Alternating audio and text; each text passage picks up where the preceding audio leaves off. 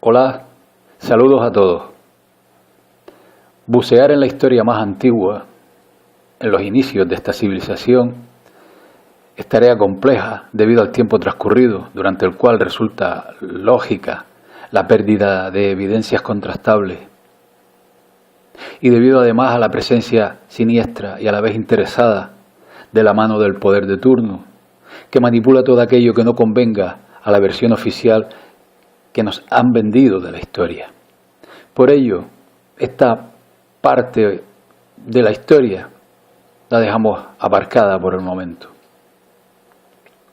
Alejandro Magno, que se creía descendiente de algún dios, ordenó a sus escribas dejar plasmada la cronología del mundo hasta entonces. Se supone que la gran biblioteca de Alejandría guardaba esa memoria del mundo hasta entonces conocido, y por ello a ciertos intereses del poder le convino arrasarla para sumirnos en la oscuridad como síntoma principal de la pérdida de memoria que padece el mundo desde entonces, y que muchas voces afirman que se guarda bajo los cimientos vaticanos.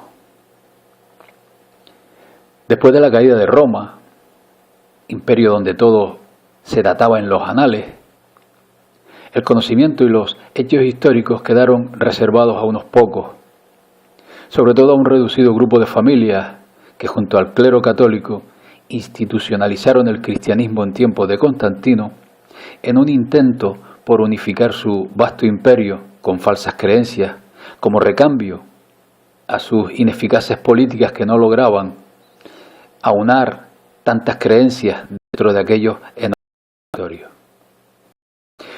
Tal es así que el emperador Constantino construyó una religión a la medida de sus intereses, como Eusebio de Cesarea y Lactancio. Se les considera junto a San Jerónimo como los de las bases de la cronología. Y es en este punto donde entramos en materia. De Eusebio y de Jerónimo solo se conocen fragmentos. Pero antes de entrar en materia, y por referirnos a aquellos tiempos, hay que mencionar el que supuso la historia, como fue la donación de Constantino, fraude reconocido siglos después por la propia Iglesia Católica, y que les invito a ver con más profundidad en el vídeo que remito arriba en la pantalla. Un trabajo reciente elaborado por los historiadores alemanes Heribert Hillig Ulrich concluye diciendo que al 11, en que no hay prácticamente historia, los datos que aporta la oficialidad entre aquel año 700 y el 1000 son mentiras. Según estos historiadores, el Imperio Romano Otto II se alió al Papa Silvestre II para adueñarse de grandes extensiones de tierra, de pertenencias, de herencias y de riquezas en Europa. Para ello, diseñaron un árbol genealógico de descendientes reales para vincularse así a derechos dinásticos. Además de intereses lucrativos y de poder, hubo otro motivo para inventarse 3 siglos de historia. Y es que la vanidad de Silvestre II le empujaba a ser el Papa del año 1000, un cambio de milenio en que existía la creencia generalizada de que sería el año del fin de los tiempos y del regreso del Mesías. De repente, y de manera casual, aparecen moratorias de 300 años en grandes proyectos, muchas falsificaciones documentales, como la donación antes expuesta, y se frenó todo, el arte, la historia. Aparecen todo tipo de reliquias sagradas en aquel margen de tiempo. Todo esto dentro, y hay que entenderlo, del analfabetismo generalizado de la población. Pero este desajuste tal vez pueda tener una explicación, puesto que al cambiarse el calendario del calendario juliano al gregoriano en 1582, en dicho ajuste hubo cierta pérdida interesada de muchas fechas y de muchos días, pero bueno, esto es otra historia. Volviendo al tema de la dudosa veracidad de la historia oficial, Sirva como ejemplo que en el siglo XIV, Nikifor Calisto solo pudo repetir los textos dejados por Eusebio, cuando este presbítero intentó escribir la historia de los primeros 3 siglos después de Cristo. Cabe entonces sospechar si cuando nos referimos a los textos de Eusebio estamos en realidad ante los de Nikifor Calisto, puesto que los de Eusebio se publicaron por primera vez en 1544 con posterioridad a los de Calisto. Conviene recalcar el hecho de que casi toda la población vivía al margen del saber, que vivían el día a día inmersos en sus tareas diarias de supervivencia, que no había libros ni similares disponibles y que eran los religiosos quienes les, entre comillas, informaban. Y sobre todo que desde Eusebio hasta los siglos XVI y XVII, la gran mayoría de cronistas eran creyentes y ocupaban cargos importantes en la Iglesia, como Jerónimo y Teófilo, que eran obispos, o el arzobispo Asser, o el teólogo Joseph Scaliger, que abordaremos de inmediato. Y es por esta causa que las bases de la cronología antigua se sustentan en interpretaciones de datos contenidos en la Biblia, la cual también ha sido manipulada en muchas ocasiones. Toda la cronología antigua que hoy se maneja y se consulta fue escrita en los siglos XIV y XVI y fue elaborada por los cronistas Joseph Scaliger y por el jesuita Denis Petavius, en base a la tradición canónica de la Iglesia. Joseph Justus Scaliger fue, según fuentes oficiales, un erudito conocido por la ampliación de la noción clásica de la historia griega y la historia antigua de Roma, con la inclusión de la historia de Persia, Babilonia, Judía y la historia antigua de Egipto, dentro de la historia antigua como conjunto. Ojo a este dato. Su obra, Opus de Emendation Temporum, es considerada como la cronología oficial, esencial para el resto de historiadores. Cabe añadir que Scaliger contó con el apoyo de los jesuitas, que tras muchos años de enfrentamiento acabaron como autores de los prólogos de su obra. Como dato curioso, yo diría que sospechoso, resulta que Julio César Scaliger, padre del erudito historiador Joseph Justus, fue mentor y mecenas nada más y nada menos que de Nostradamus. Curioso. Por otra parte, los volantistas, que eran colaboradores cercanos a los jesuitas, iniciaron una obra hagiográfica de santos y mártires en una época tan tardía como finales del siglo XVII. Nos dicen que su método está basado en el análisis de fuentes antiguas existentes, pero estas supuestas fuentes nunca fueron conocidas. En definitiva, centenares de monjes encerrados durante siglos, por cuyas manos pasaban la escasa historia hasta entonces escrita, se dedicaron a borrar aquí, rectificar allá o inventar más allá cualquier texto. Así, con estos mimbres apropiados, un referente histórico que se tiene por incuestionable puede ser el resultado de un dato textual que indica que en la carta que escribió fulanito a menganito o en la obra de tal o cual personaje aparece una cita, la cual pudo haber sido colocada, incrustada, por los mismos que después construyen el referente histórico, que de esta manera tan simple y a la vez reprobable y denunciable, hacen que cambie el rumbo de la historia. A raíz de la invención de la imprenta y coincidiendo con la ruptura de la nobleza negra veneciana con las familias papales que gobernaban el Vaticano, fueron varios los científicos y filósofos y demás que han cuestionado la fiabilidad de la cronología oficial escrita por los autores antes mencionados. Sirvan como ejemplos destacados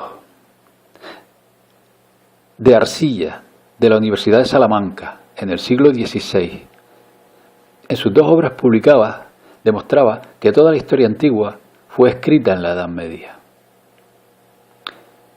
Garduin, jesuita que consideraba que toda la literatura clásica fue el fruto de inspiración de los escritores del siglo XVI.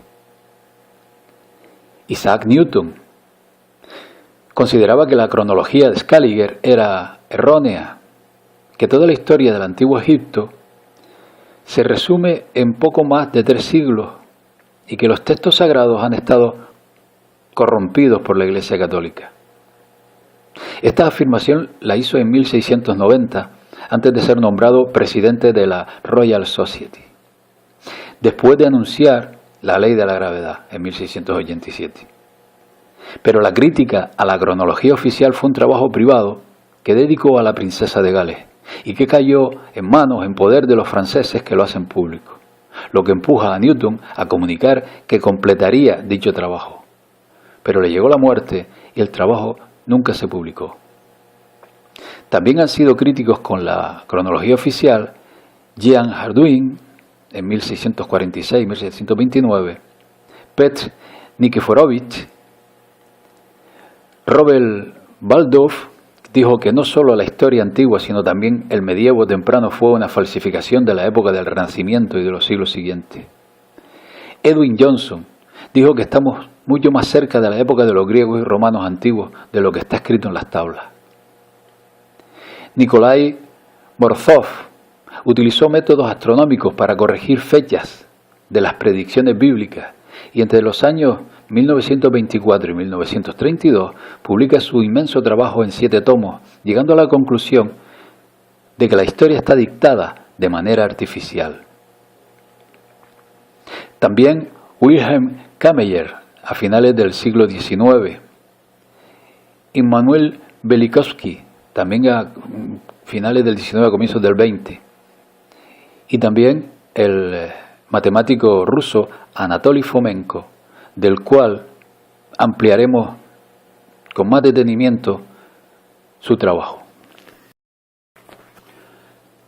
En el año 1972 se reunieron miembros de la Royal Society of London para debatir las inconsistencias obtenidas en el cálculo de la aceleración del movimiento lunar, puesto que al parecer dicha aceleración había dado un salto de tal magnitud en algún momento de la historia próximo al siglo X que les era imposible de explicar.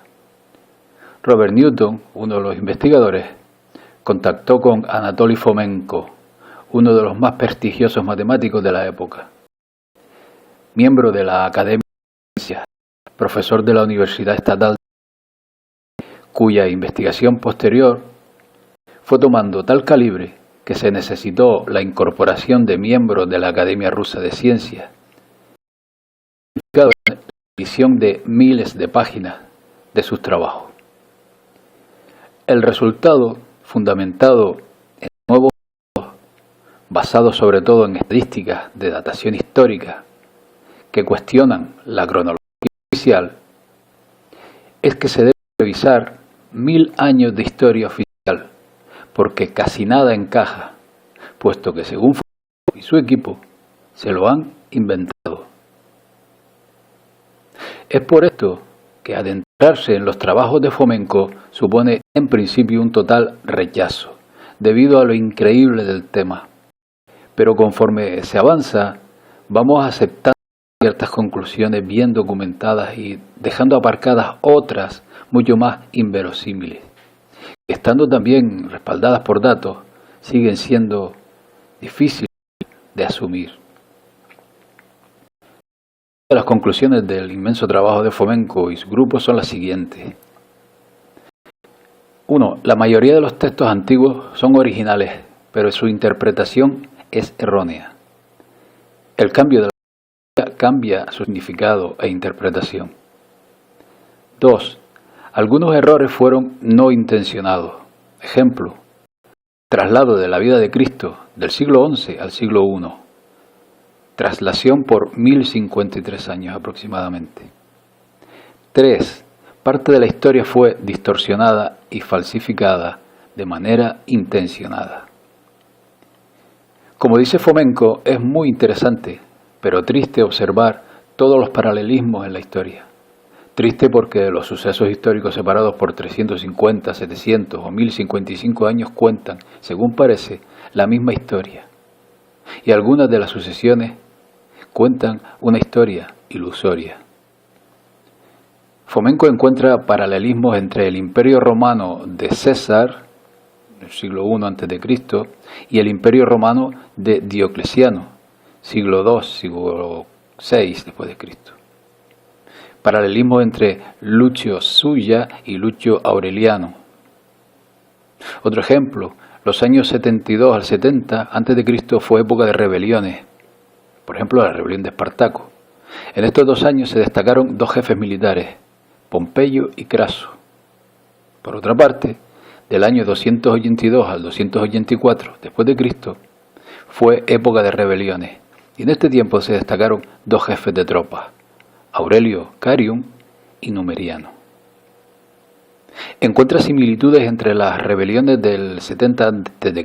que encumbraron a Gneo Pompeyo y las rebeliones del 284 después de Cristo que proclamaron emperador a Diocleciano.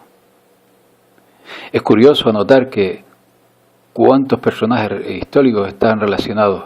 Por ejemplo, Julio César. Julio César, imperio de César, igual a César Julio Constancio. Primero, Cloro, pelirrojo, del imperio Diocleciano, igual rey bíblico Salomón, igual a Otan III, pelirrojo. Sacro Imperio Romano, igual Ioran de Judea, más Jasia, Josia o Etalia, o Focia, Judea, igual Carlos IV, imperio de los Habsburgo. Fomenko demuestra el paralelismo entre los 7 reyes de la Roma real y las 7 épocas del imperio de Diocleciano. Más adelante, Fomenko y su grupo presentan el paralelismo estadístico entre la Judea bíblica y el Imperio Romano Oriental 306-700 después de Cristo. El paralelismo estadístico entre el Imperio Romano Germánico, siglo X-siglo XIII después de Cristo, según la coronación romana, y el Reino de Israel bíblico. Paralelismo estadístico entre el Imperio Romano Germánico y el Reino de Judea. Paralelismo de las hojas de vida de los reyes de la Roma real, según Tito Livio, y el Imperio de Diocleciano. Paralelismo entre la antigua guerra tarquínica en Roma, siglo IV a.C., y la guerra gótica medieval en Roma, siglo VI después de Cristo. Otro paralelismo entre la guerra de Troya, siglo XIII a.C., y la guerra gótica, siglo VI después de Cristo, donde en particular Pompeyo parece ser igual a Justiniano, Julio César igual Belisario, Sulla, y Cicerón igual Narcés igual Belisario. Paralelismo entre la historia romana, del 1 al 6 después de Cristo, y el Santo Imperio Romano Germánico, del siglo X al siglo XIII, Imperio Hohenstaufen, 962-1254, digamos que hay una traslación por 1053 años aproximadamente. Paralelismo entre el Imperio Romano Germánico y el Imperio de Diocleciano. Paralelismo entre el Imperio Romano Germánico y el Imperio de los Habsburgo. Como conclusión a estos paralelismos presentados en la ciencia, que es historia oficial, con respecto a la historia romana, los autores anotan lo siguiente. Según la historia romana oficial, escrita por Scalin y demás, la Roma italiana fue fundada por Rómulo, cerca del 753 a.C. Después, cerca de 333 después de Cristo, el emperador Constantino fundó Nueva Roma en Bósforo, Constantinopla, igual Estambul. Según los nuevos resultados, la fundación real de Roma italiana fue en el siglo XIV después de Cristo, cerca del año 1380. Podemos ver en esta parte un paralelismo sorprendente entre la famosa guerra de Troya, siglo XIII a.C., la guerra gótica, siglo VI después de Cristo, las famosas guerras de las épocas de las cruzadas, siglo XI al XIII después de Cristo. En otras palabras, La guerra de Troya y la guerra gótica son, según parece, reflejos fantasmales de las guerras reales en la época de las cruzadas. La guerra de Troya fue un hecho real, pero no del siglo XIII a.C., sino de los siglos XI al XIII después de Cristo. La leyenda homérica de la guerra de Troya es un mito compuesto que describe la guerra de las cruzadas. La hipótesis de Fomenko es la siguiente: la caída de Troya es la caída de la nueva Roma, igual Constantinopla, igual Jerusalén, como consecuencia de una guerra de las cruzadas. El mito de Troya está compuesto por diferentes episodios importantes de varias cruzadas.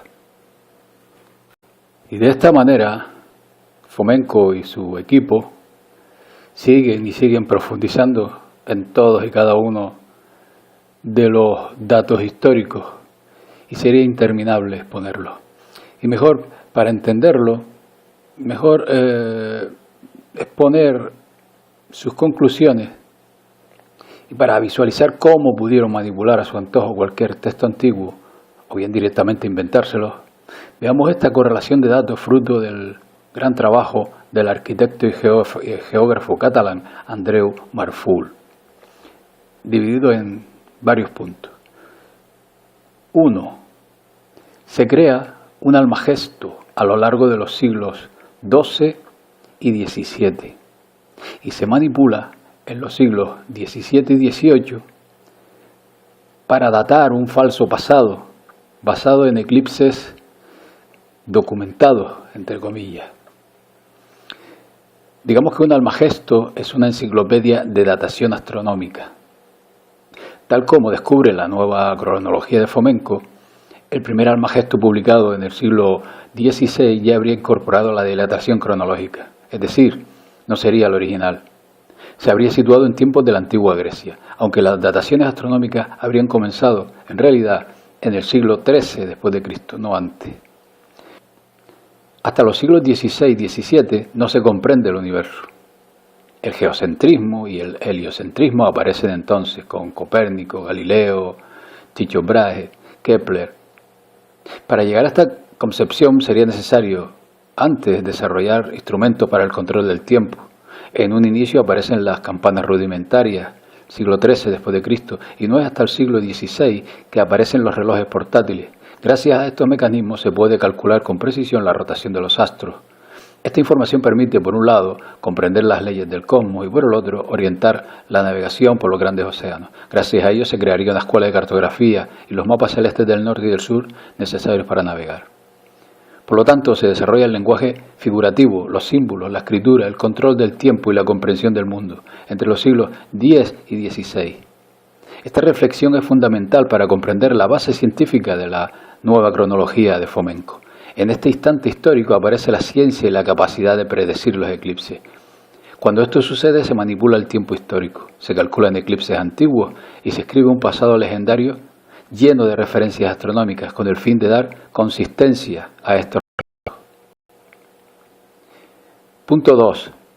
Se interviene el Almagesto y se expolian las bibliotecas y el patrimonio arqueológico de Tierra Santa, Oriente, que se traslada a Europa occidental en diversas fases, como ven en pantalla. La primera, destrucción, expolio y manipulación de las pruebas físicas y documentales. Aquí pueden ver la correlación. La segunda, los estudios generales de Europa occidental se crean en los siglos XV al XVII. Aparecen junto con el Arca de la Alianza, 1486. Ven aquí la correlación de fechas. Tercero, el Almagesto se traslada a Italia y después se manipula. Aquí lo ven. Cuarto, la biblioteca de Constantinopla se traslada a Italia para manipularla.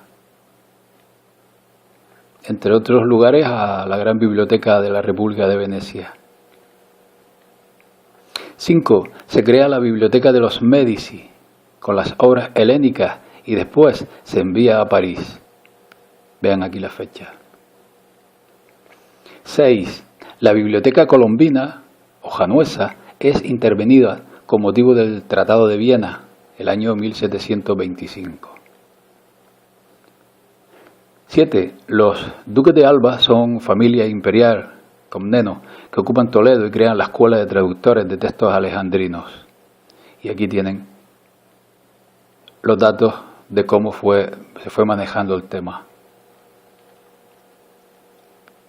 8. La Biblioteca de Viena se nutre de las relaciones diplomáticas entre austriacos y otomanos. Vean aquí algunos datos. 9. La Santa Inquisición, la Compañía de Jesús o jesuitas y Joseph Scaliger reescriben la historia. Vean aquí infinidad de datos. 10. La Biblioteca de Alejandría se envía a Joseph Scaliger a París. 11. Los archivos y las bibliotecas imperiales de Europa se crean en el siglo XVIII. Vean aquí una amplia correlación de fechas, nombres, datos de cómo se fueron manejando todos estos archivos con el fin de construir una historia a la medida del poder. Pueden parar el vídeo e ir consultando cada uno de estos pasos. En fin, no ha faltado, por supuesto, la manipulación arqueológica, la invención de personajes, de héroes y demás. El más claro, en mi opinión, Carlomagno, que al parecer no existió. También borrar de la historia a reinos enteros como Tartaria, al norte de lo que es Rusia, un reino que al parecer durante muchos siglos vivió en paz y no parecía un ejemplo a seguir para el poder, porque sin estar aliado a nadie supieron desarrollarse de una manera bastante adecuada. Infórmese sobre Tartaria. La historia constatable solo existe a partir del siglo XVIII. Aunque en esta nueva era, en estos últimos siglos, el poder no inventa hechos ni personajes, no es que los invente, los fabrica directamente, crea situaciones, crea guerras, provoca y manipula a su antojo la historia y muchos acontecimientos. Es decir, hoy día la historia no se inventa, sino que se guioniza. Desde que el poder cambió de manos, porque a lo largo de este vídeo hemos visto cómo ha sido el poder de los anglo-venecianos, quienes se han dedicado a exponer las grandes trampas de la historia que hacían los que estaban con anterioridad en el poder vaticano. Son estos ahora quienes, con otro tipo de estrategias, como acabo de decir, pues van manejando el devenir de los tiempos. Bueno amigos, espero que este vídeo tan denso sea de su agrado y les invito a consultar los enlaces que dejo al final del vídeo y bajo el vídeo, desde donde extraje toda esta información por si les interesa profundizar en el tema, sobre todo de Fomenko, porque exponer aquí la gran cantidad de personajes inventados o de guerras, hitos históricos inventados sería interminable. Se van a sorprender. Pues bien amigos, hasta pronto. Saludos a todos.